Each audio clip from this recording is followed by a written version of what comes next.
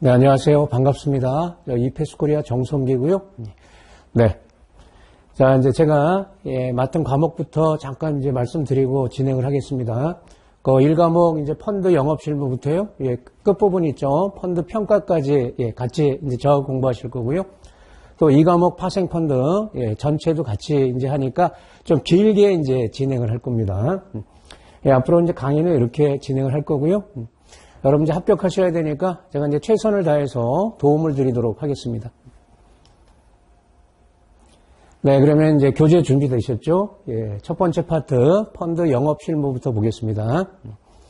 네, 저는 이제 PPT로 진행을 할 거고요. 이제 교재 있으시면 이제 그거 보시고요. 그 순서를 동일하게 이제 진행할 거기 때문에 지장 없으실 거고요. 아니면 이 자료 그냥 보셔도 됩니다. 네, 이제 펀드 영업 실무입니다. 8문제 출제되고요. 이제 우리 펀드 판매할 때 그 절차라는 게 있죠? 이 절차를 또 규정한 이제 투자 권유 준칙. 이것은 이제 현업에 계시면은 이제 대부분 알고 계실 거고요. 그 다음에 이제 중요한 게 여기서 이 수익증권 저축, 요 내용들 알고 계셔야 되고요. 펀드 세제 얘기를 이제 마지막 시간에 할 텐데, 여기가 이제 생소해서 많이 좀 어려워하셔요. 그래서 좀 집중해서 이건 이제 암기하셔야 되겠습니다. 물론 이제 충분히 이해할 수 있는 내용이고요. 이 펀드는 큰 틀에서 보면 이제 암기 과목 아니겠어요? 반복해서 이제 외우셔야 되겠죠. 네, 이렇게 소개를 간단하게 하고요. 그러면 이제 교재 내용 들어가 볼까요? 이제 1장에 펀드 판매 절차부터 나와 있는데요. 펀드는 이제 투자 상품이죠, 여러분. 투자성이 있잖아요. 그래서 그 판매 절차를 이제 규정을 하는데, 1번에 여기 이제 그 일반 투자자입니다. 일반 투자자가 어디서요? 판매회사 영업점이 되는 겁니다. 영업점을 방문해서 펀드에 투자하겠다. 이럴 때는 몇 단계요? 6단계라는 이제 판매 절차가 있죠? 이걸 이제 거치게 돼 있다. 그럼 이걸 뒤집으면 2번, 다음의 경우에는 달리 적용할 수 있다. 꼭 6단계 절차를 따르지 않아도 된다. 그러면 이제 다음의 경우가 뭐예요? 그 영업점을 방문한 게 아니고 온라인이나 이제 전화로 판매할 때, 그리고 일반 투자자가 아니고 전문 투자자일 때는 달리 적용할 수 있다는 뜻이 되겠죠? 네, 이게 이제 6단계 판매 절차입니다. 예전에는 여러분 요거 순서 나열하는 것도 이제 시험에 났었는데, 그건 너무 쉬운 거죠. 자, 제일 먼저 해야 되는 게 뭐겠어요, 여러분? 그 투자자 정보를 파악하는 거란 말이에요. 그 다음 2단계에서 그 정보를 이용해서 투자자 이제 유형을 분류하고요. 그러면 이제 투자자 유형에 적합한 펀드가 이제 나오겠죠? 그 펀드를 선정하는 게 3단계고. 그럼 이제 설명해야 될 거 아닙니까? 펀드에 대한 이제 설명. 그리고 5단계가 투자자 이제 가입할 건지 말 건지 의사 확인하고 가입이 이루어졌다. 그럼 나 몰라라 하면 안 되잖아요. 사후 관리. 이게 이제 6단계입니다. 이 중에서 여기 1단계부터 요 4단계 있지 않습니까?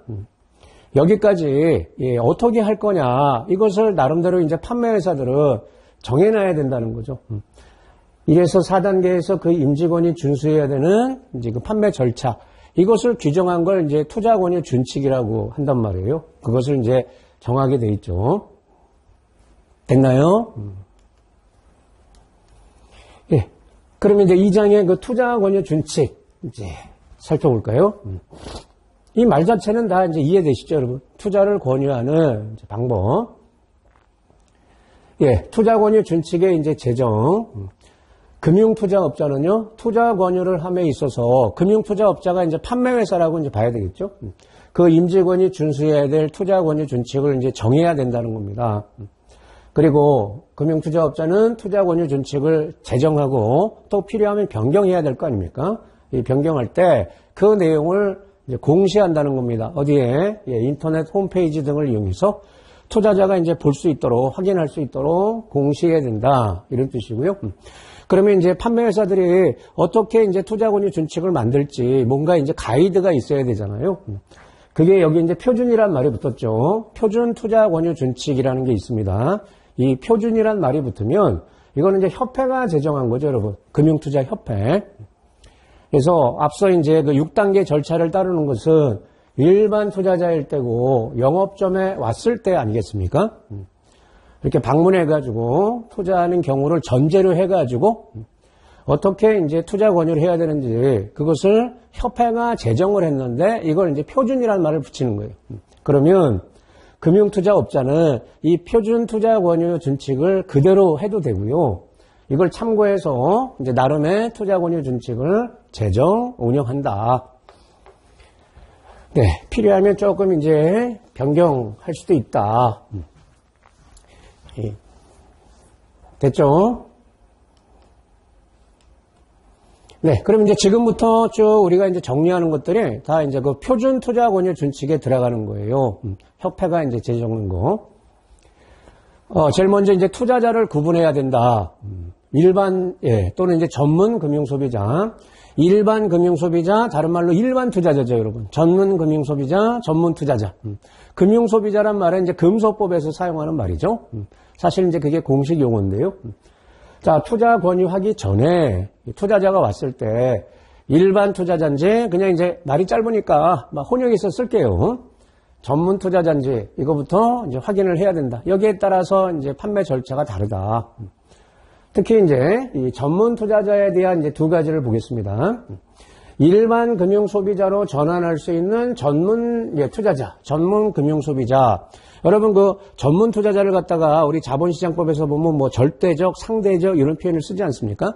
절대적은 무조건 전문 투자자를 말하는 거고 상대적은 왔다 갔다 하는 거죠. 일반 투자자도 될 수 있고 전문 투자자도 될 수 있고 원래는 전문 투자자인데 얘네들이 원하면 일반 투자자 대우를 받을 수가 있죠. 그 얘기입니다. 일반 금융소비자로 전환할 수 있는 전문 금융소비자가 일반 투자자 대우를 받겠다 이렇게 의사표시를 했단 말이에요. 당연히 이제 구두가 아니고 이제 서면입니다. 그러면 동의를 해줘야 된다. 일반 투자자 대우를 해줘야 된다. 다만 항상 이제 정당한 사유가 있어야 되니까 정당해야 되니까 만약에 거절해야 될 만한 이제 여기 표현이 정당한 사유가 있다면 거절할 수 있다. 이제 거절 사유가 정당하면 거절할 수도 있다는 거고 넘어갈게요. 또 3번에 보면 이제 주권상장법이 이게 특이하죠, 여러분. 이거 앞에 그 법규 이제 공부하셨잖아요, 여러분. 그럼 그 나온 내용일 겁니다. 주권상장법인입니다. 이 주권상장법인은 상장회사 얘기하는 거잖아요. 삼성전자와 같은 이제 상장회사. 얘네들은 원래 전문 투자자잖아요. 근데 얘네가 요겁니다. 장외 파생 상품입니다. 제가 이제 색깔 강조를 해놨죠. 장외 파생 상품 거래를 하는 경우에는 일단 뭐로 본다는 겁니까? 일반 금융 소비자로 본다는 겁니다. 원래는 주권상장법인이 전문 금융 소비자인데 장외 파생 상품에 한해서는 일반 금융 소비자로 간주 이제 보게 돼 있죠. 그럼 뭐가 다르냐? 장외 파생 상품 거래를 전문 투자자 입장에서 할 때하고 일반 투자자 입장에서 할 때하고 다르다는 겁니다. 그 얘기는 이제 뒤에 나옵니다. 역시 이제 다만 해당 법인이 전문 금융 소비자 대우를 받겠다. 나 전문가 대우를 받고 싶다. 그러면은 역시 이제 의사를 서면으로 통지하면 전문 투자자로 봐줘야 된다. 근데 이런 의사 표시를 하지 않으면 주권상장법인은 기본이 일반 투자자 대우를 받는 거다. 그러면 어떻게 되냐면 장외 파생상 거래를 제한적으로만 할 수가 있습니다. 자유롭게 못하고. 그 장외 파생이 이제 위험이 커서 그런 거 아니겠습니까? 넘어갈게요. 자, 이번에 이제 3절입니다. 투자 권유를 받겠다는 투자자가 대부분이지만 투자 권유를 희망하지 않는 투자자도 있단 말이에요. 희망하지 않는. 그럼 무슨 뜻이겠어요? 자기가 생각하고 온 거 가입하겠다는 거죠. 내가 생각한 거를 그냥 가입할 거야. 이런 투자자에 대한 이제 판매. 투자 권유를 받지 않는 투자자에 대해서도 보호 의무라는 게 있다는 겁니다. 첫 번째, 투자 권유를 받지 않는 경우라도 이 상품의 원금 손실 가능성, 투자 손익이 투자자한테 귀속된다는, 이렇게 투자자한테 손익이 귀속된다, 이게 이제 실적 배당형 상품을 말하는 거잖아요. 그런 주요 유의사항은 알려줘야 된다는 겁니다. 속칭 쌩까면 안 된다는 거죠. 특히 여러분, 우리는 지금 펀드 다루는 거 아닙니까? 요 집합투자증권이라는 게 수익증권이잖아요. 펀드. 이것은 투자자가 투자 설명서를 요청하지 아니하면 투자 설명서는 페이지 수가 굉장히 많죠. 그러면 굳이 투자 설명서를 교부하지 않고 간이 이제 그 약식으로 되어 있는 거 있죠. 이것을 교부해도 된다. 투자자가 투자 설명서를 원하면 그걸 교부해야 되지만 그렇지 않으면 간이 투자 설명서로 가름할 수도 있다. 뭐에 한해서요? 펀드에 한해서 그런 겁니다. 펀드. 집합투자증권일 때. 그 다음 이제 요 얘기는 뭐냐면 투자자가 투자 자문업자로부터 투자 자문을 받고 그 결과에 따라 펀드 가입하러 왔다. 이렇게 이제 가정하자는 겁니까? 가정하자는 겁니다. 그러니까 자문업자로부터 자문을 받은 거예요. 그 결과에 따른 상품 구매를 요청할 때는 그러면 적합성 원칙 아시죠? 적합성, 설명 의무, 설명서 교부 이것도 의무란 말이에요. 이거를 생략해도 된다는 겁니다. 그러니까 처음 찾아온 고객이지만 우리 영업점에는 처음 왔지만 이미 자문업자로부터 성향을 다 분석하고 그 적합한 걸 지금 추천받아갖고 온 거기 때문에 처음부터 이걸 또 진행하면 그럼 이제 중복이 되잖아요, 여러분. 그래서 이거 생략해도 된다는 겁니다. 물론 이제 이걸 확인해야 되겠죠.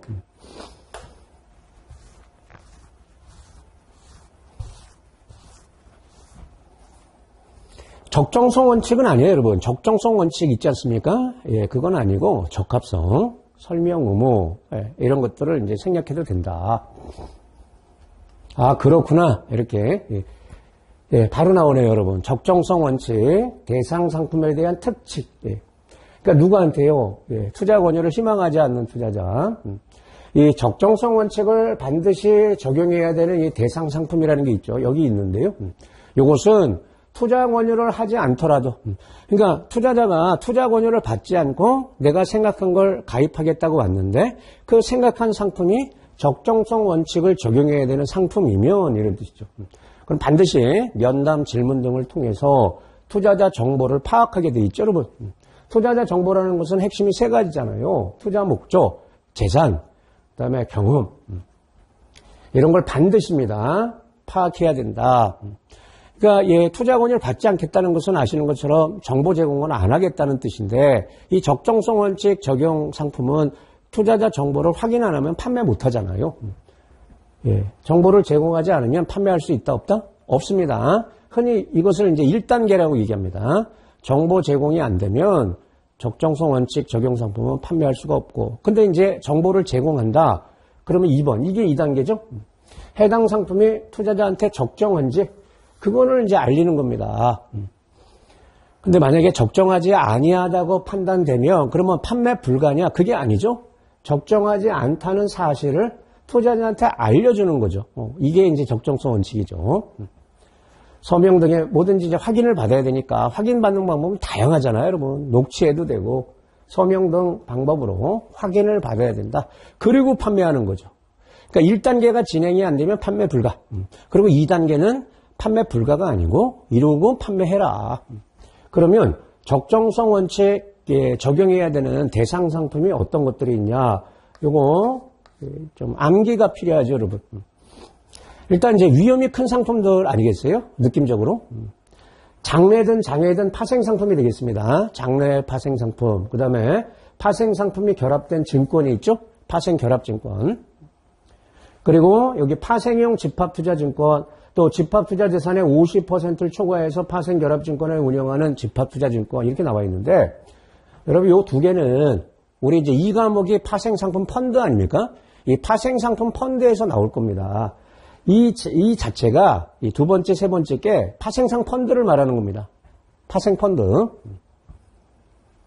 그런데 여기 보시면 여러분 인덱스 펀드는 적정성 적용 안 해도 돼요. 인덱스 펀드는 그냥 시장 수익을 쫓아가는 거잖아요. 그래서 제외됩니다. 요거 기억하고요. 그런데 인덱스라도 레버리지나 이제 인버스 구조의 ETF가 인덱스 펀드 구조잖아요. 요것은 적정성 적용해야 되는 거예요. 레버리지, 인버스 이런 구조를 만들려고 그러면 이 파생 상품이 결합돼야 됩니다. 그래서 이제 위험이 크다고 보는 겁니다. 자, 그래서 요 두 개는 나중에 이제 이 과목 파생 펀드 공부하시고 다시 보면 예, 조금 더 이제 쉽게 이해가 될 겁니다. 그 다음에 특이한 게 조건부 자본증권이라고 이렇게 있는데요. 이 조건부 자본증권은 이 자체는 채권이죠. 채권인데, 예, 이제 주식, 자기 자본처럼 이렇게 달라질 수 있는 거예요. 그래서 조건부란 말을 썼는데, 그럼 이게 좋은 거 아니냐. 채권 성격도 갖고 주식 성격도 가지니까 좋은 거네. 그게 아니고요. 이게 위험이 큽니다. 그러니까 채권인데 주식으로 전환될 수도 있고요. 요 발행자가 어떤 이제 문제가 생겼을 때 주식으로 전환될 수도 있고 심각한 건 이거죠, 여러분. 원리금이 상각되는 게 있어요, 여러분. 돈을 안 준다는 거죠. 원금이나 이자를 안 줄 수 있는 그런 사채가 조건부 자본증권이다. 얘도 포함되고 그 다음에 여러분 이제 고난도란 말 붙는 거 있죠, 여러분. 고난도 금융투자상품, 뭐 신탁계약, 투자일인계약 다 앞에 이제 고난도란 말이 붙으면 적정성 적용해야 된다. 이 고난도라는 것은 원금 손실률이 20%를 초과하는 걸 말해요. 20% 초과하는. 그러면 앞에다 이제 고난도라는 말을 붙이죠. 고난도 펀드다, 뭐 등등. 네. 여기서 핵심은 요거 외우는 겁니다, 여러분. 이거 예, 시험에 나면 우리 마치자. 다음으로 갈게요. 자, 이번에는 이제 투자 권유 희망하는 투자자에 대한 이제 판매 절차를 보겠습니다. 대부분은 이제 그 투자 권유를 받는 거죠. 그럼 이제 6단계 판매 절차, 일반 투자자다 그러면 이제 6단계 판매 절차에 따라서 이제 진행을 하게 돼 있는데, 예, 제일 먼저 하는 게 이제 투자자 정보 파악이란 말이에요. 근데 이제 투자자 정보 파악하는 투자자 정보 확인서라는 게 있잖아요, 여러분. 근데 그것은 반드시 자필로 작성할 필요 있다, 없다? 없다는 거죠. 대부분 어떻게 해요, 여러분? 단말기를 통해서 입력한단 말이에요. 그러니까 꼭 자필로 작성하는 건 아니다. 파악한 투자자 정보 내용, 분류된 투자자 성향, 여기에 따라 투자자 성향이 나오면 지체 없이 투자자한테 알려야 된다. 비밀입니다. 이거 말이 안 되죠. 지체 없이 제공해야 되고요. 이건 또 일종의 예외입니다, 여러분. 가만히 여기 봐보세요. MMF. 막 써가면서 외우지 마시고요. 예, 단기 금융펀드죠. 국채, 지방채, 특수채, 회사채가 빠졌네요. 환매 조건부 매매, 이와 같은 것들은 위험이 적은 상품이란 말이에요. 위험이 높지 않다. 그러니까 저위험 상품이에요. 저위험 상품은 투자자 정보를 간략하게 파악해도 된다. 간략하게 파악할 수 있다는 겁니다. 여러분 이제 교재에 보면 여기 이제 내용들이 굉장히 많은데 나머지들은 이제 그냥 상식으로 이렇게 보셔도 되고요. 그래서 좀 이제 핵심적인 것만 제가 이제 추린 겁니다.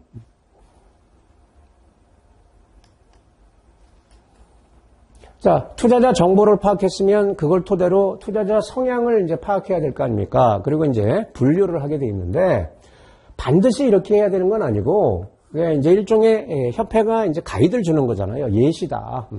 그럼 이제 투자자 성향을 파악할 때 어떤 방법으로 파악할 거냐? 이걸 다른 말로 적합성 이제 판단 방식이라고도 얘기하는데 그냥 쉽게 투자자 성향을 파악하기 위한 방법이라고 보시면 돼요.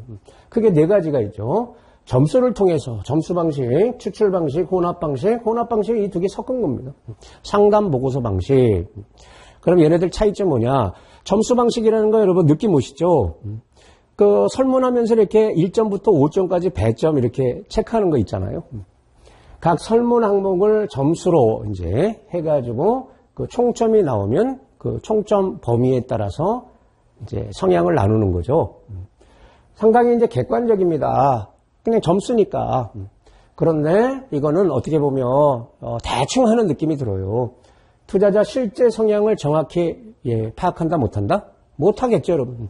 투자자마다 성향이라는 것은 천차만별인데 이거 여러분 점수로 이렇게 해가지고 유형을 뭐 3개부터 7개 유형 이렇게 나누잖아요, 여러분. 그 안에 그냥 다 집어넣는 거니까 객관성은 있지만 실제 성향하고는 부합하지 않는 문제가 있습니다. 그 다음에 이제 추출 방식이라는 게 있습니다. 이거는 설문에 대한 답변을 통해서 적합 상품을 순차적으로 추출한다. 누가? 투자자가 스스로 걸러내는 겁니다. 투자자가 그래서 최종적으로 자기한테 맞는 걸 자기 스스로 고르는 방식이에요. 그래서 이게 이제 특징이에요, 여러분. 이 추출 방식은 불완전 판매 가능성이 가장 적습니다. 투자자가 선택한 거기 때문에. 대신 추출할 때 그 정교한 설문을 만들어야 돼요. 여러분 그 예능 프로그램 같은 데 보면 그 이상형 월드컵이라고 막 이렇게 있잖아요, 여러분. 두 명 사진 보여주고 누가 이상형에 가깝냐. 그래, 그 선택하면은, 예, 그러면 최종적으로, 이상형이 이렇게 되는구나. 예, 그런 방식이라 보시면 돼요. 투자자 스스로 선택하는데, 그런데 이 정교한 선문이라는 게 뭐예요, 여러분? 그 두 사람 이렇게 중에 고르라고 할 때 좀 제대로 해야죠, 여러분. 누구나 봐도 이쪽이 더 이상형에 가까운 모든 사람들이. 그런 식으로 비교하면 안 되잖아요. 네, 세 번째, 이 두 가지를 이제 섞었다. 그게 혼합 방식. 그러면은, 불완전 판매 가능성, 예, 절차의 복잡성, 이게 중간 정도 되겠죠. 그러니까 여러분, 여기는 없지만, 이 점수 방식은 상대적으로 불완전 판매 가능성이 높겠죠. 제대로 성향이 나온 게 아니기 때문에, 불완전 판매 가능성이 높고, 이게 제일 낮고, 그러면 얘는 혼합 방식은 중간이니까, 불완전 판매 가능성 측면에서는 얘보다는 적지만 얘보다는 많고, 복잡성 측면에서는 얘보다는 복잡하지만 얘보다는 덜 복잡하다. 제 말 이해되셨어요? 자, 마지막에 상담 보고서입니다. 마치 이제 그 전문, 예, 병원에 가면 이제 전문 상담사가, 의사가 상담하듯이 상담 과정 결과를 기록해가지고, 이제 VIP 고객 같은 경우에 이제 이렇게 한단 말이에요. 투자 권유 근거로 사용하는 거다. 대신 이제 판매 직원도 전문성이 있어야 되겠죠? 제대로 이제 상담을 해야 되니까. 그렇구나. 이런 방식으로 이제 투자자 성향을 파악을 할 수가 있구나. 그런데 이 투자자 성향 파악을 위한 배점, 특히 점수 방식은 배점이 있는데 이것은 판매회사가 자율적으로 정할 수 있다는 겁니다. 판매회사가 자율적으로 정할 수 있다. 자, 그리고 나면 이제 투자자 성향을 이제 분류하는데 이것도 일종의 예시입니다. 제1 방식, 제2, 제5 방식이 있는데 이 제1 방식은 뭐예요? 투자자 유형을 세 가지로만 나누는 겁니다. 다 고자 들어가는 거, 중자 들어가는 거, 저자 들어가는 거. 요거 세 가지. 요거는 네 가지 유형, 요 5가지, 6가지, 7가지 이렇게 되는 겁니다. 예, 5방식으로 갈수록 더 투자자 유형을 세분화한 거죠. 외우지 마세요, 여러분.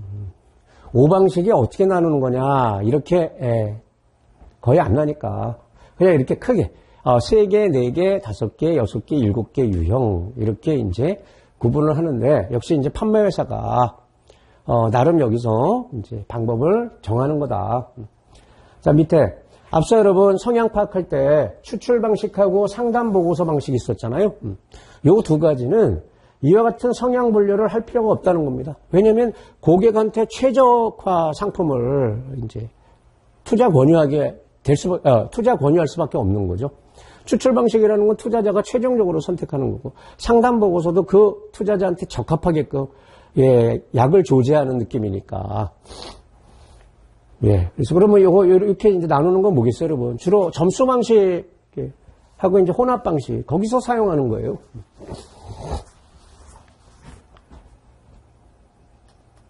다음 투자자 정보 이제 유효 기간을 둘 수가 있다는 겁니다. 전제 조건은 투자자가 동의할 때, 투자자가 동의하면 투자자 정보를 파악한 날로부터 12개월, 1년이죠. 또는 2년, 1년에서 2년 이걸 갖다가 이제 유효기간이라 불러요. 투자자 정보 유효기간. 동안에 투자자 정보가 변경되지 않는 것으로 간주할 수 있다. 그러니까 고객이 이제 상품 가입하러 올 때마다 투자자 정보를 파악하면 이거 피곤하잖아요, 여러분. 고객도 피곤하고, 판매 직원도 피곤하니까, 한번 투자자 정보를 파악했으면 그 유효기간을 둘 수 있다는 겁니다. 그 다음에 이제 그 1년에서 2년 동안은 파악 안 해도 된다는 거죠. 그런데 이 투자자 정보 유효기간을 두는 것은 일반적인 투자자 성향, 여기에 대해서 두는 겁니다. 고객이 동의했을 때. 그러니까 무슨 말이냐면, 안 바뀌는 성향 이런 거 있잖아요, 여러분. 투자자 성향도 이제 여러 가지가 있는데, 안 바뀌는 것들.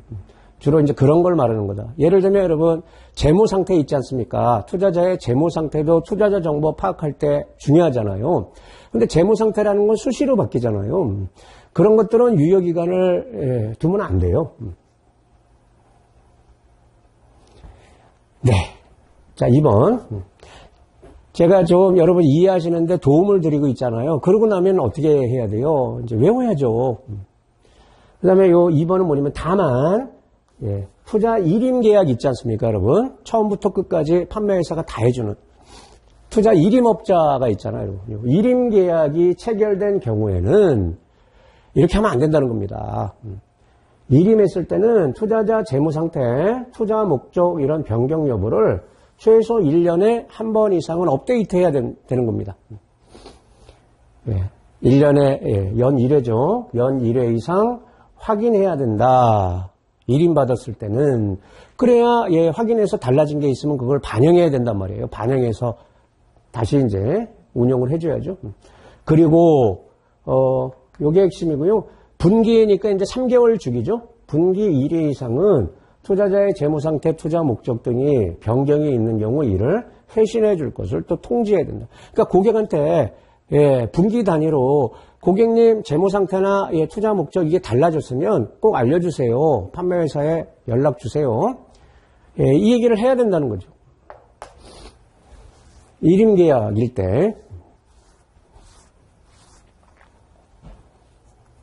아, 그렇구나. 다음으로 이제 투자 권유 절차.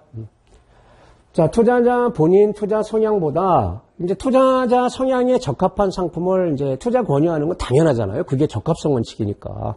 근데 요 얘기는 뭐냐면 본인 투자 성향보다 위험도가 높은 상품에 스스로 투자하려는 투자자는 어떻게 해야 되냐.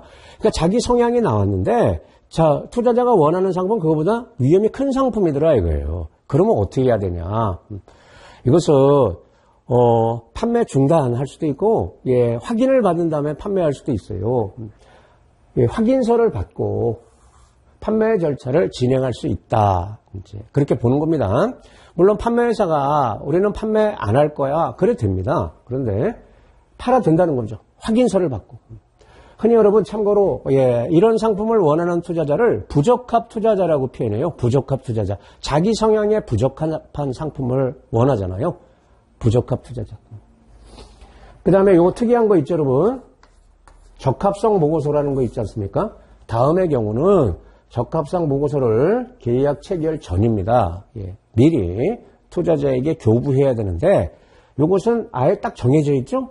누굴 대상으로 어떤 상품을 예, 대상으로 하는 거냐 이게 딱 정해져 있어요. 적합성 보고서는 예, 교부 대상자는 예, 세 대상자죠. 처음 가입하는 신규 투자자입니다. 기존 투자자가 아니고 신규 투자자일 때. 그 다음에 나이가 많은 고령, 초고령 투자자일 때. 이렇게 딱 정해놨어요. 그럼 참고로 요 나이가 고령 그러면 65세죠. 그리고 요 80세 말하는 거죠. 그리고 상품도 6개로 딱 정해놨어요. 요 투자자들이 어떤 상품에 투자할 때요. E자 들어가는 거 3개. ELS, ELF, ELT. 그 다음에 이제 D자 들어가는 거 DLS, DLF, DLT. 여러분 이 T는 트러스트, 이 신탁이라는 뜻이잖아요. 주가 연계 증권, 주가 연계 펀드, 주가 연계 신탁. 그리고 D는 기초자산이 이제 주식이 아닐 때 금리나 환율이나 뭐 원자재 그러면은 이제 D자를 붙이지 않습니까? 이 6개 상품은 이 고위험 상품입니다. 이 파생 상품이 들어간 고위험 상품인데 어떻게 이런 투자자들한테 이게 적합한 상품으로 나왔는지 그것을 알려주는 겁니다. 그게 적합성 보고서. 자, 여기 부적합이란 말 나오죠? 그게 이제 이런 뜻이고요. 여기 고령, 나이가 65세 이상, 예, 투자자에게 금융투자 상품을 판매할 때 이 강화된 규정이죠. 판매 과정을 이제 녹취 의무라는 게 있습니다. 녹취를 해야 되고요. 2영업일, 최소 2영업일 이상 숙려기간을 두게 돼 있죠, 여러분. 숙려기간. 또 고난도 상품에 이제 나오면서 고난도 규정으로 이게 나왔었는데 이것을 고령 투자자한테도 적용하는 겁니다. 고난도 상품이 아니더라도 나이가 많은 투자자가 투자성 있는 상품에 이제 가입할 때는 예, 그 과정을 녹취를 해야 되고 그다음에 2영업일 이상의 숙려 기간을 이제 둬야 된다. 예. 고민할 시간을 이제 주는 거죠. 네, 장외 파생 상품에 대한 이제 특칙입니다. 예, 장외입니다. 파생 상품은 여러분 장래하고 장애가 완전히 위험이 달라요. 장래는 이제 거래소 상품 아닙니까? 장애는 이제 거래소 밖에서 거래하는 파생 상품인데 이 장애 파생이 이제 훨씬 위험이 크겠죠? 그래서 그 두 개를 완전히 구분합니다. 그래서 장애 파생입니다. 요거 중요하다는 겁니다. 시험에 잘 나오면 제가 별표 칠 거고요. 별표보단 조금 덜. 예, 그러면 이렇게 이제 표시를 하는데 큰 의미 부여하지 마시고 하여튼 알아야 된다 이런 뜻이에요. 장애 파생 상품의 거래 상대방이 여기 이제 일반, 요게 중요합니다. 일반 투자자일 때는 일반 투자자하고 장애 파생 상품 거래를 한다는 겁니다. 판매회사에서. 그러면 투자 권유와 상관없이 투자 권유를 하든 안 하든 상관없이 위험회피 목적으로만 거래할 수 있다는 겁니다. 위험회피 목적. 위험회피라는 게 뭐예요, 여러분? 영어로 이제 해지 한다는 거잖아요. 해지. 그래서 이런 제약이 있어요, 여러분. 일반 투자자가 장애 파생 상품을 거래할 때는 단순 투기 목적으로 못 한다는 겁니다. 투기 목적으로는 할 수가 없고 해지 목적으로만 거래할 수가 있다. 그러면 이 위험회피 목적으로 이제 거래를 하는지를 확인해야 되잖아요. 그래서 요 요건이 있는 겁니다. 요 두 가지가 있는데 이걸 모두 충족해야지 이제 위험회피 목적의 거래다. 요걸 이제 인정받고 장애 파생 거래를 할 수 있는 거예요. 일반 투자자일 때입니다. 첫 번째가 뭐냐면 위험회피 대상을 보유하고 있거나 보유할 예정이다. 즉 장애 파생 상품 거래를 하려고 하는데 이게 내가 기존에 주식을 갖고 있는데 주식을 갖고 있거나 채권을 갖고 있는데 이것의 위험회피 목적으로 할 겁니다. 그러면 그 주식, 갖고 있는 주식이나 채권이 있어야 된다는 겁니다. 그리고 두 번째는 이제 금액인데요. 장애 파생 상품 거래 손익이 위험회피 대상 손익 범위를 초과해서는 안 된다. 쉽게 보면 이런 거죠, 여러분. 내가 주식이나 채권을 지금 갖고 있는데 그 손익이 100이다. 100만큼 갖고 있으면 이 장애 파생 상품 거래도 100을 초과하면 안 된다는 겁니다. 100 이내가 되도록. 그래야 요걸 커버하는 목적이 명확해지겠죠? 이게 100 이상이면은 여기서 이제 단순 투기 이익도 나는 거잖아요. 이해됐죠? 예, 요것을 이제 입증을 해야지 거래가 가능하다.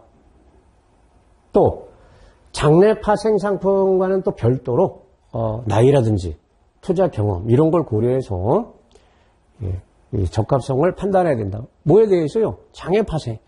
위험이 커서 그래요. 대표적으로 이런 겁니다, 여러분. 장애 파생도 이렇게 이제 나눕니다. 주의해야 될 상품이 있고 경고, 위험 상품. 이쪽으로 갈수록 훨씬 위험이 큰 거죠. 주의, 경고, 위험. 이런 식으로 여러분 세분화하는 거 있지 않습니까? 이것은 장애 파생입니다. 장애 파생. 그럼 어떤 장애 파생이 여기에 들어가고 여기에 들어가냐? 우리 거기까지는 하지 말자고요, 여러분. 아, 이렇게 하는구나. 네, 요거는 알아두세요.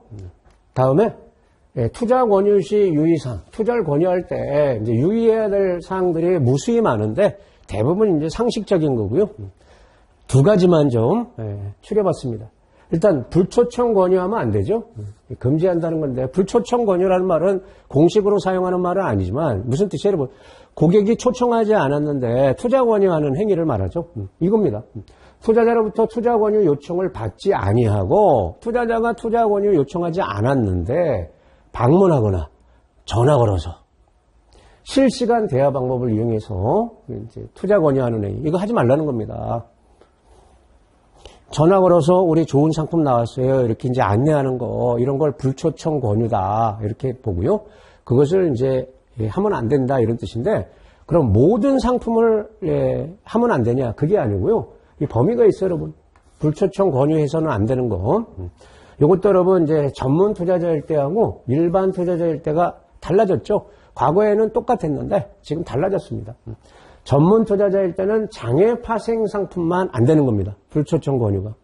그러면 뒤집으면 증권이라든지 장래 상품은 가능하다는 겁니다. 증권 또는 장래 파생은 얼마든지 불초청 권유해도 된다는 거고요. 장애만 안 돼요.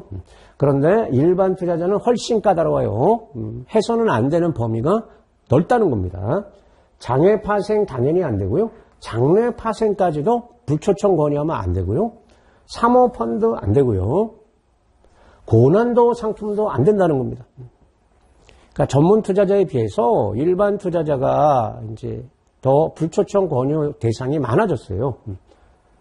과거에는 이것만 있었죠. 근데 장내 파생까지, 그 다음에 3호, 고난도 상품까지 확대했다.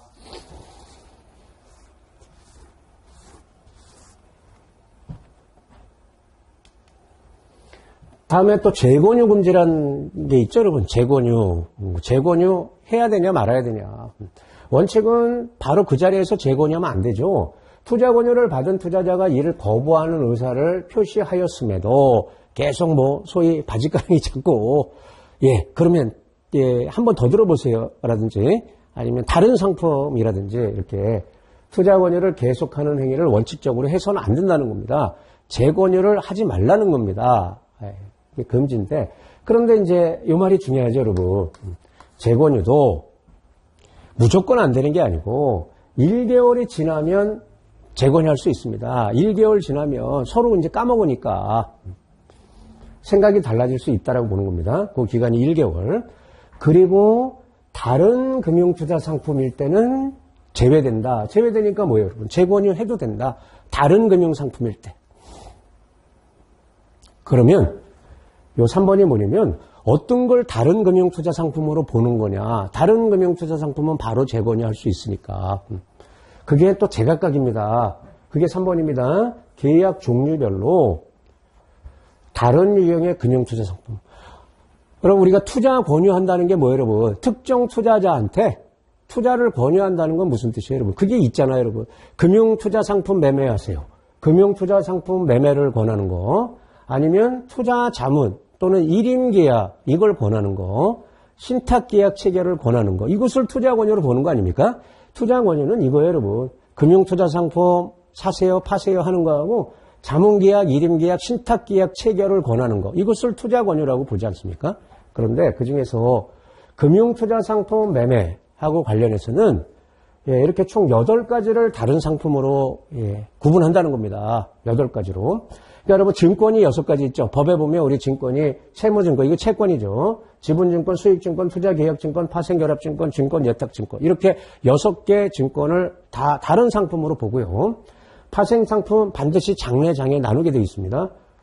총 8개. 그러니까 쉽게 얘기하면 A 채권을 권했는데 내가 좀 생각해 보겠다. 그러면 바로 B 채권 권하면 안 된다는 거죠. 주식을 권하거나 펀드를 권하거나 이래야 되겠죠. 그게 다른 종류니까. 그리고 투자 자문이나 일임계약, 여기서는 3개로 나눠요. 다른 상품 그러면 3종류로 나눈다. 증권을 그냥 하나로 봅니다. 6가지 증권을 다 하나의 상품으로 보고요. 그런데 증권 권하면 안 되겠죠. 장내, 장애 이렇게 나눠서 3개. 그 다음에 이제 신탁계약 체결을 권했을 때 다른 종류 상품 그러면 2개로 나눈다는 겁니다. 2개. 금전 신탁이냐, 금전 외 신탁이냐. 금전은 뭐예요, 여러분? 돈을 맡기는 신탁. 돈 이외의 것을 맡기는 신탁이 금전 외. 흔히 이제 재산 신탁 떠올리면 되겠죠? 여기 들어가는 게 재산 신탁이란 말이에요. 이렇게 2가지를 다른 유형의 상품으로 본다는 거죠. 자, 다만 여기에 예외로 장외 파생이 있지 않습니까? 이 장외는 기초자산이 다르면 다른 종류로 봐도 됩니다. 다른 상품으로 본다. 보이시죠? 기초자산별로 모두 다른 상품으로 볼 수 있다. 그러니까 이 장외 파생 상품을 추천하는 게 좀 원활한 거죠. 왜냐하면 기초자산만 다르면 재권유가 되는 거니까. 네, 이런 것들도 좀 알아두셔야 되겠습니다. 일단은 이제 쉽게 나면 이렇게 날 텐데 1개월이냐 3개월이냐 이렇게 날 텐데 이 다른 종류의 금융상품 이걸 구분할 때 크게 이렇게 이미지로 8가지로 나누는 게 있고 3가지로 나누고 2가지로 나누는 그게 계약별로 다르다.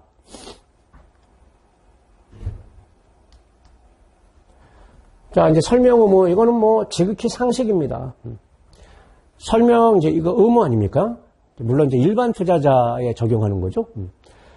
근데 설명을 할 때는 단순 확인 방식으로 이해하면 안 되죠, 여러분. 투자 설명서 보고 여기 읽어보세요, 고객님. 이러고 끝내면 안 되잖아요. 반드시 자필 또는 육성으로 진술하는 방식으로 이행해야 된다. 그러니까 판매회사 직원이 밑줄 쳐가면서 육성으로 이렇게 이제 설명해야 된다는 거고요. 또 상품의 특성 다양할 거 아닙니까? 또 투자자도 특성이 또 다를 거다. 외우지 마시고 상품 특성, 투자자 특성 이런 것들 이걸 고려해서 중요한 말은 설명 정도를 달리할 수 있다는 거죠. 당연하죠, 여러분. 똑같은 상품은 하나의 상품인데 초등학생한테 설명하는 거하고 성인한테 설명하는 건 달라야 될 거 아닙니까? 뭐 그런 의미입니다. 또 투자자가 주요 손익구조 손실 위험을 이해하지 못할 때는 어떻게 해야 되냐. 투자 권유를 계속하지 말라는 겁니다. 집요하게 이해할 때까지 고객한테 설명하지 말라는 겁니다. 피곤하게 하지 말고 자, 이해 못하면 여유를 둬라. 계속하지 마라. 자, 설명 의무를 이행하기 전에 설명할 때는 그 공식 법정 문서가 있잖아요. 그게 투자 설명서잖아요. 투자 권유 문서. 그래서 투자자한테 투자 설명서가 되겠죠. 이것을 미리 제공해서 설명을 해야 된다. 어려운 말 있어요? 이것도 뭐 다 이해되시죠, 여러분? 똑같이 해야 된다, 그럼 틀리겠죠? 예, 이번에는 외화증권에 대한 이제 설명 의무 특칙. 그러니까 국내 상품이 아니고 외화 표시 상품이다. 뭐 해외 투자하는 상품이다. 가정을 해볼게요. 그러면 이런 것들을 이제 추가적으로 설명해야 되겠죠. 역시 상식, 투자 대상 국가, 뭐 그 대상 해외 국가가 어디냐, 경제 여건, 시장 현황에 따른 위험, 이거 추가로 설명해야 되고요. 그 다음에 핵심이 이거잖아요, 여러분. 우리나라 돈이 아니니까 환위험이 있겠죠. 환율 변동 위험, 환해지 여부. 이 펀드가 환해지가 되냐 안 되냐, 환해지 비율은 어떻게 되냐, 등등. 이렇게 환율 변동과 관련된 그런 것들을 설명해야 된다는 거고요. 그 다음에 3번에 보면 자, 환해지를 했다고 쳐봐요, 여러분. 환해지가 모든 환율 변동을 제거하지 못한다는 사실을 알려야 된다는 겁니다. 환해지가 된다 그래서 환위험이 완전히 없어지는 게 아닙니다. 나중에 2과목 파생상 펀드를 이제 저와 같이 공부하실 텐데요. 그 파생상 펀드 뒷부분에 가면 나와요, 여러분. 해외 투자할 때 이제 환위험을 없애기 위해서 환해지라는 걸 하는데 환해지를 하게 되면 또 다른 위험이 생겨요, 여러분. 위험이 제거되는 위험도 있지만 새롭게 발생하는 위험이 있습니다. 그건 이제 뒤에 가서 우리 공부하도록 하고요. 일단 이제 제거하지 못할 수 있다. 이걸 알려야 된다는 겁니다. 완전히 제거된다. 이렇게 알린다. 그럼 틀린 표현이 되겠죠? 그리고 투자자가 직접 환해지를 하는 경우에는 시장 상황에 따라서 해지 비율 미조정 시 손실이 발생할 수 있습니다. 이것도 알려야 되겠다. 이건 이해되죠? 자, 만약에 이게 시험에 났다 그러면 요 4번 지문을 주의하시면 되겠습니다. 여기서 핵심은 4번이에요. 시험에 난다라고 쳤을 때. 모자형 펀드라는 거 있죠, 여러분. 특수한 형태 펀드 중에서 엄마 자식 이런 펀드가 있잖아요. 이 모자형 펀드는 실제 투자자들이 이제 자펀드에 가입하는 거 아닙니까? 근데 자펀드 간에 환위험 해지 비율을 달리해서 판매할 수 있다는 사실을 설명해야 된다는 겁니다. 없다는 사실을 설명해야 된다. 이런 식으로 바꿀 수가 있잖아요. 없는 게 아니고 있다는 겁니다. 자펀드별로 어떤 건 전체 원금의 뭐 50%까지 환해지가 되고 어떤 건 뭐 40%만 되고 어떤 건 뭐 90%가 되고 이렇게 다 다르다는 겁니다. 왜냐하면 환해지를 하면은 또 환해지 관련 수수료가 또 투자자가 수수료를 부담해야 되잖아요. 그러니까 그 수수료 때문에 환해지 뭐 100% 원하세요? 아니면 뭐 50%만 원하세요? 이제 그런 식으로 나눠놨다는 겁니다. 여기 있네요. 이런 식으로 구분이 돼 있다는 겁니다. 그것을 알려야 된다. 그래서 이제 선택할 수 있다.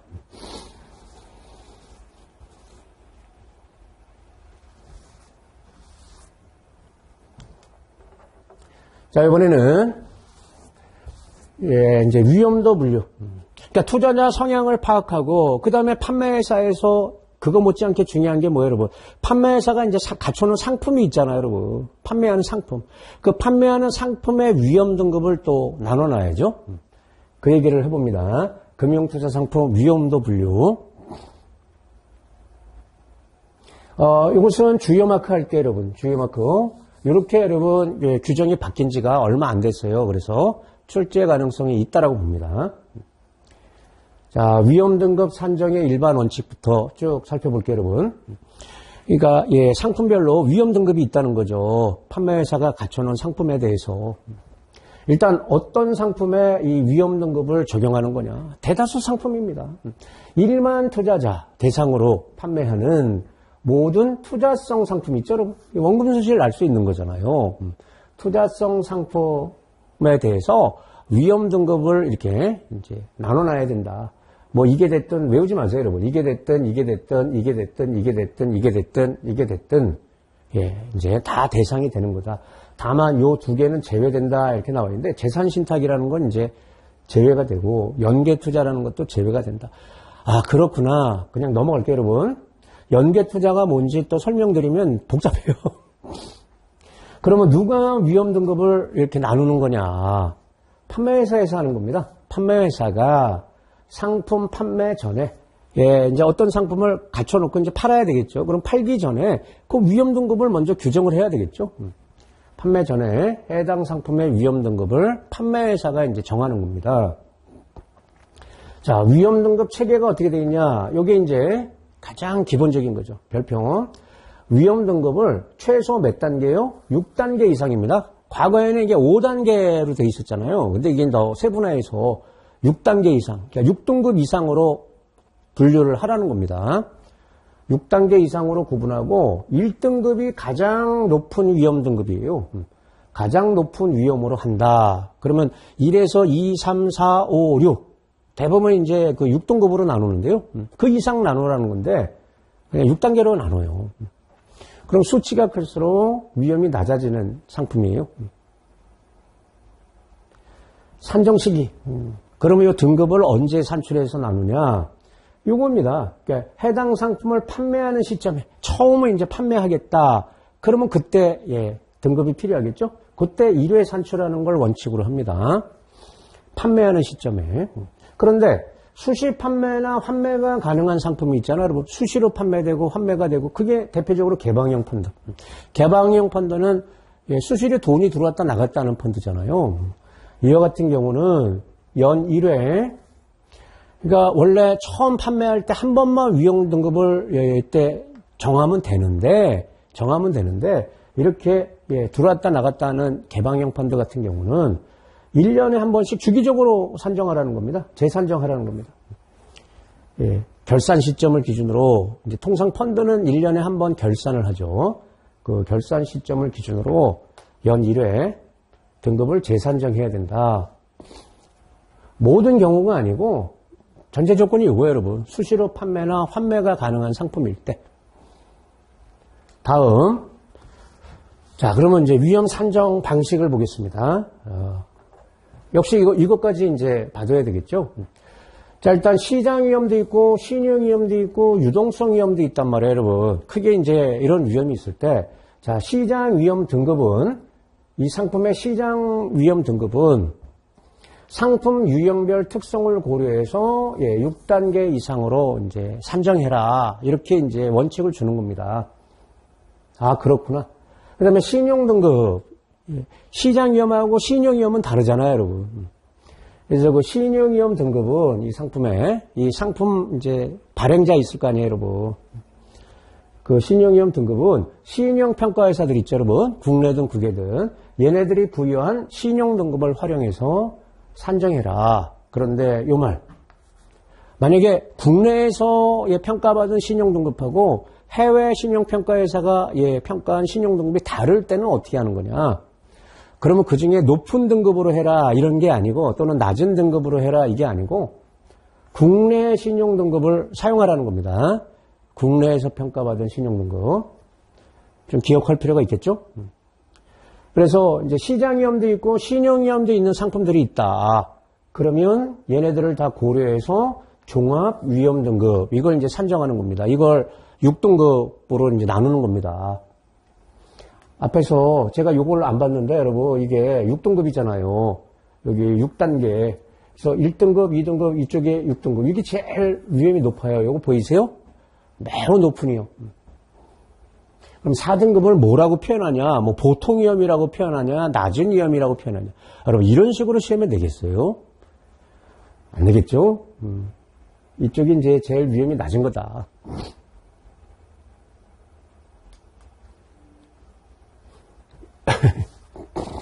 어디까지 했어요? 예. 요게 이제 종합 위험 등급 산정하고요.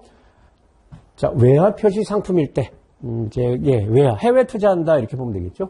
외화 표시 상품일 때는 환위험이 있잖아요, 여러분. 그래서 이걸 고려해서 1등급을 상향하는 걸 원칙으로 합니다.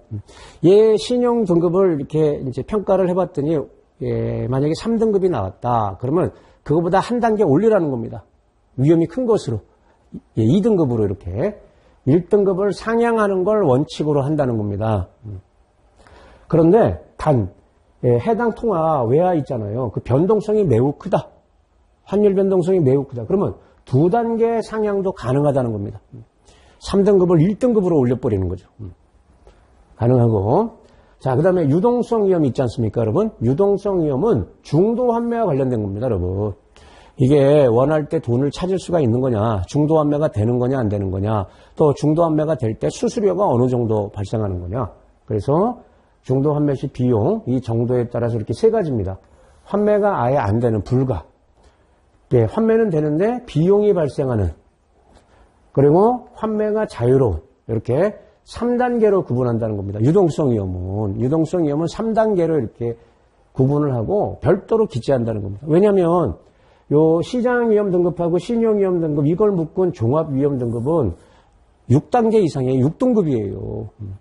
그러니까 유동성 위험은 3등급으로 나누는 거니까 그 3등급이 요거니까 그러니까 이제 따로 기재를 해야 되겠죠. 자, 요 말도 고난도 상품 있지 않습니까? 고난도 원금 손실률이 20%를 초과하는. 그러면 2등급보다 낮은 등급을 부여할 수 없다는 겁니다. 이게 원칙입니다. 그러니까 평가를 해서 뭐 5등급이 나왔다 또는 6등급이 나왔다. 그렇더라도 2등급으로 분류가 되는 겁니다. 1등급은 그대로 1등급. 위험이 아주 큰 1등급.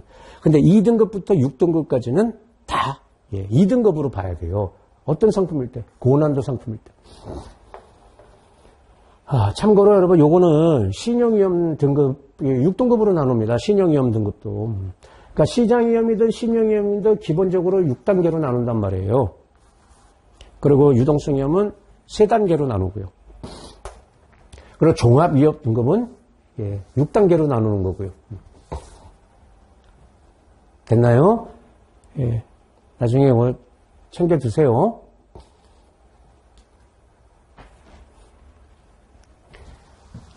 좀 내용이 좀 많아서 좀 빨리빨리 진행하고 좀 길죠? 이건 뭐 너무 쉬운 얘기입니다. 계약서류 교부 그냥 읽어보시면 돼요. 계약을 체결한 경우에 계약서류를 여기서 포인트는 지체 없이 이런 뜻이죠. 투자자한테 교부해야 된다. 투자자가 원하는 방법으로 교부를 하면 된다. 계약서류는 뭐 그런 뜻이고요. 청약 철회 가능한 상품 있지 않습니까? 우리 이게 홈쇼핑에서 이렇게 뭐 취소하듯이 청약 철회가 가능한 상품, 요거 기억하면 되죠, 여러분. 요 동그라미 7일 내에 청약 의사 표시를 하면 철회할 수 있는 거죠. 서면 등의 방법으로 청약 철회를 요청할 수 있다. 이거 고객의 권리죠. 투자자의 권리다. 그러면 모든 상품이 아니고 청약 철회가 가능한 상품. 그러면 대표적으로 어떤 게 있냐?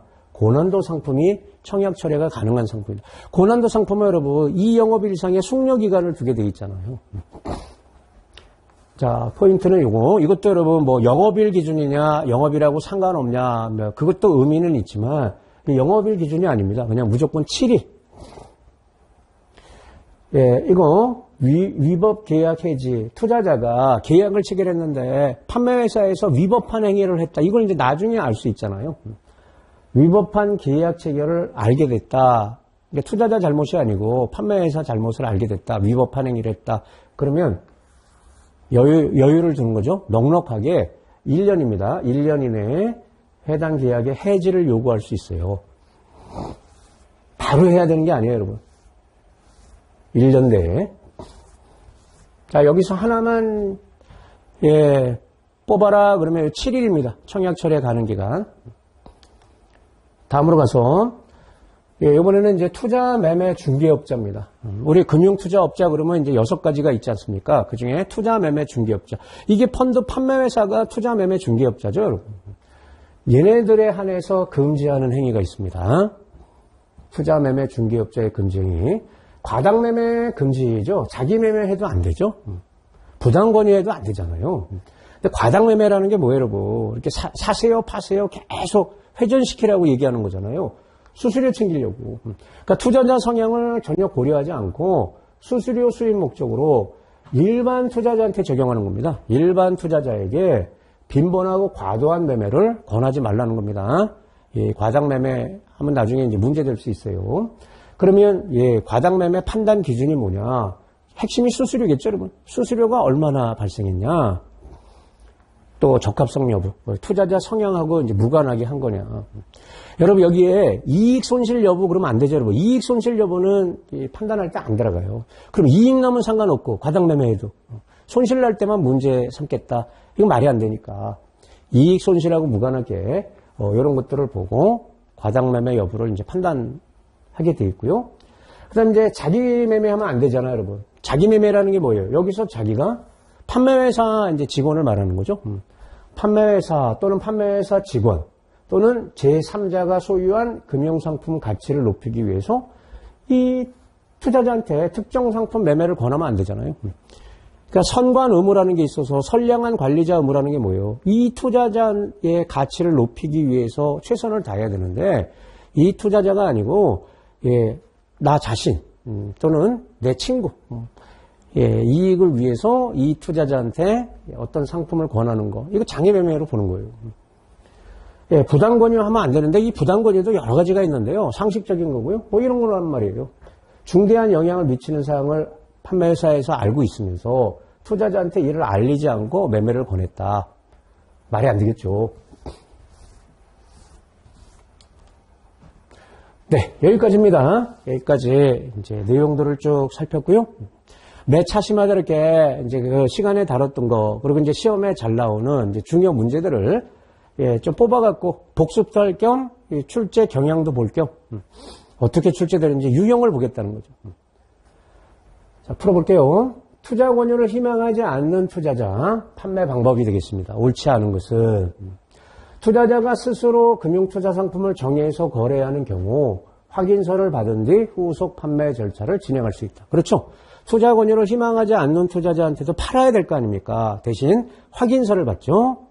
투자 권유를 원하지 않았습니다. 고객님이 그 이제 확인서를 받고 절차를 진행한다. 맞고요. 투자 권유를 희망하지 않는 투자자에 대해서는 투자자가 원하는 객관적인 정보만 제공할 수 있다. 맞습니다. 그러니까 이거는 이제 투자자가 원하지 않았기 때문에 투자 권유 행위가 아니니까 객관적 정보만 이제 제공하는 겁니다.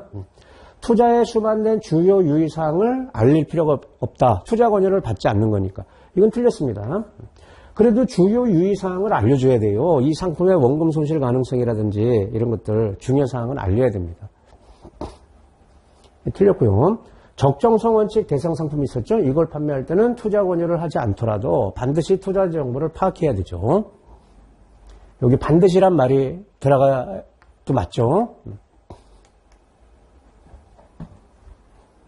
네, 3번이 틀렸고요. 자, 이렇게 적정성 원칙 대상 상품 투자자 정보를 반드시 파악해서 적정한지를 알려야 되는 상품. 저 위험이 큰 거죠. 파생결합증권. 이거는 여러분 인덱스 펀드는 위험이 크지 않은 거예요. 답은 2번. 근데 레버리지 인버스 인덱스 펀드 또는 ETF. 예, 요게 들어가면 요 위험한 겁니다. 또 고난도 위험하죠. 알고 나면 단답형이고. 자, 이번에는 위험 등급 산정. 좀 전에 봤죠? 위험 등급, 상품의 위험 등급을 산정할 때 옳지 않은 것은. 위험 등급은 최소 몇 단계요? 6등급입니다. 6단계 이상으로 하고 1등급이 가장 높은 위험이다. 가장 낮은 위험이 아니고 가장 높은 위험. 이렇게 정해야 됩니다. 외화, 외국 통화로 투자가 이루어지는 상품의 경우에는 환위험이 있다. 요걸 고려해서 종합 위험 등급을 원칙이 1등급이죠. 1등급을 하향이 아니고 당연히 상향일 거 아니에요. 상향이라는 것은, 예. 2등급을 1등급으로, 이걸 원칙으로 하죠. 경우에 따라서는 2등급 상향할 수도 있어요. 자, 유동성 위험은 중도 환매와 관련된 거잖아요. 중도 환매 가능 여부, 환매 시 비용 정도에 따라서 세 단계로 나누죠. 환매가 불가하다, 비용이 발생한다, 자유롭다, 이렇게 3단계로 구분하는 겁니다. 고난도 상품입니다. 고난도 금융투자 상품은 모든 위험 요소를 종합적으로 고려한 최종 위험이 2등급에서 6등급 이렇게 나오면 해당 등급을 부여한다. 이건 일반적인 얘기고, 이 고난도는 이렇게 하면 안 된다고 그랬어요. 이거 틀렸죠? 얘네들은 무조건 2등급으로 봐야 돼요. 2등급. 왜냐하면 고난도 상품은 2등급보다 낮은 등급을 부여하면 안 된다 했습니다. 1등급 아니면 무조건 2등급이에요. 2등급보다 낮은 등급을 부여할 수 없음을 원칙으로 하기 때문에, 예, 실제로, 예, 이런 등급이 산정이 됐더라도 얘네들 무조건 2등급을 부여해야 된다, 이런 뜻이에요.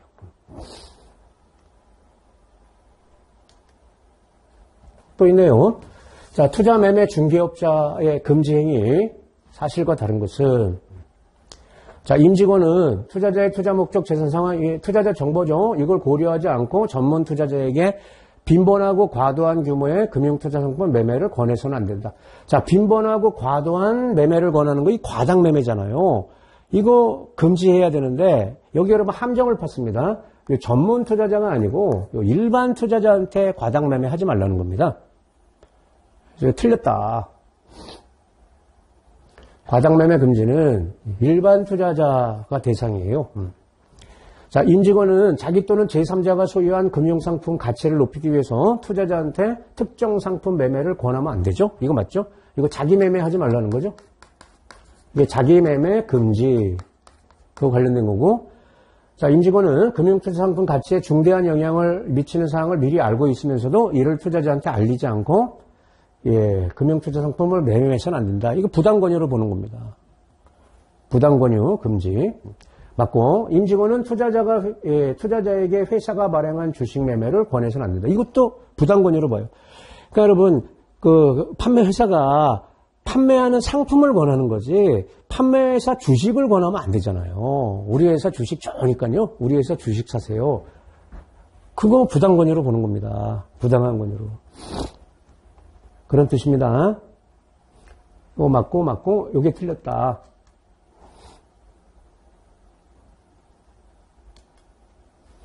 네, 첫째 시간 어떠셨어요? 좀 길었지만 내용 자체는 어렵지 않았죠? 네, 수고하셨습니다.